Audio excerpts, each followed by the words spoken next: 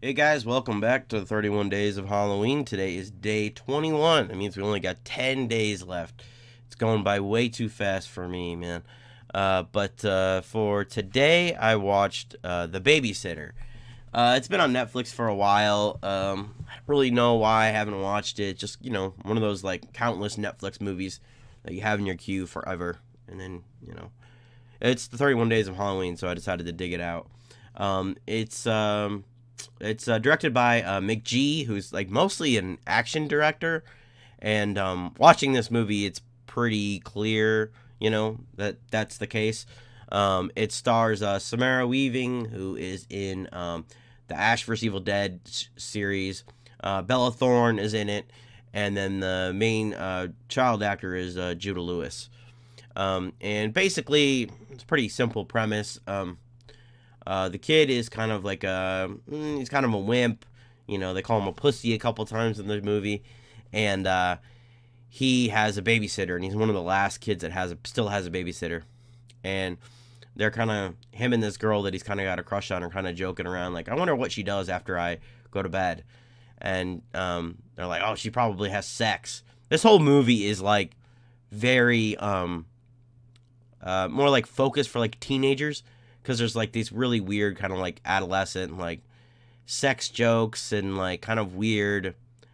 Yeah, it's really kind of strange. Like if you're older, you'd probably kind of like, there were points where I was like cringing because it was like so, and it's weird that it's directed by McG. But anyway, yeah, so they think she's having orgies or something when he goes to bed. So he stays up and he looks down and he sees her with a bunch of friends. And like he's just kind of watching. They're playing spin the bottle, and they're like, what's going on? And then the lead girl, she kills the dude. She kills somebody, and then they're all kind of in on it, and they're just got this one guy there to kill. They never really say exactly what it is, but it's some kind of like ritual where they're supposed to get whatever they want. And as part of this ritual, they need innocent blood. And he's the one who they need to get the innocent blood from. And so, they go up there, they get blood from him, and then they come back down, and then he kind of like gets up, and he's like, all right, I need to stop this. Basically, is his mindset. And so, kind of from there, it's kind of like a Home Alone movie. He has like these different traps, and he does these different things, only he actually kills them.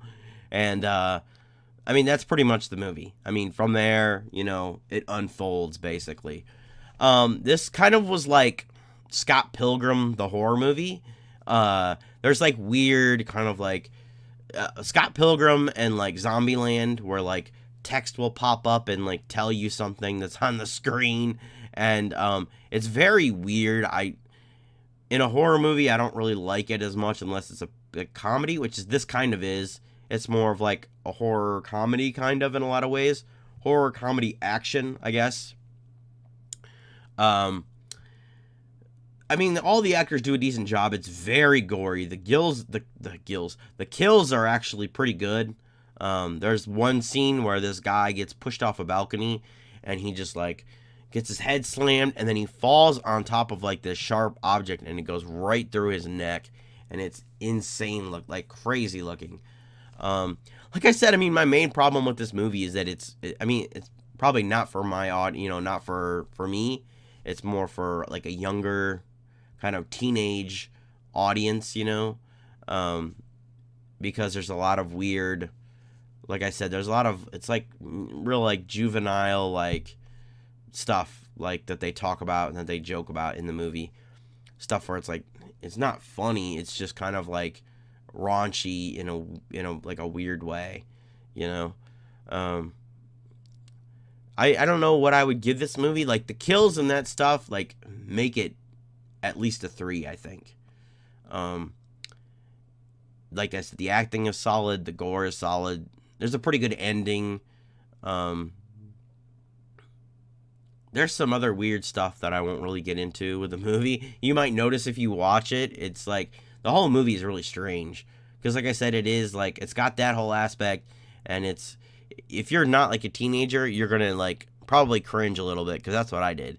Because I was like, oof. And Mick G directing this on top of that makes it also a little bit weird too as well.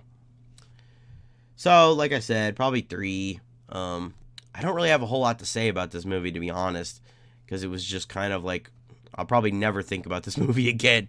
Even though it was like solid in all aspects, it's just a movie that I'll just, I watched it and, so I don't know if I could say I would recommend it, even though it's not bad. It's just something you'll watch, and it's a good time waster, I guess.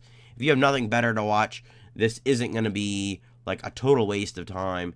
You might laugh a little bit, but it's nothing you're going to go back and watch again. So that's day, 21 now. Only got about 10 days left of this. So, I don't know what I'm watching tomorrow. I never have really any idea what I'm going to watch the next day. But, I hope you guys liked the review. Sorry, this one's kind of weird just because the movie is kind of fucking weird. But if you liked the video, let me know. Subscribe if you haven't already.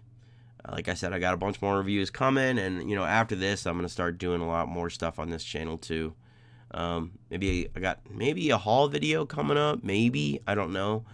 And I've got an interview coming up, and I've got a retrospective video that I'm working on right now. So stick around for those. Thank you for watching, and I'll see you guys tomorrow.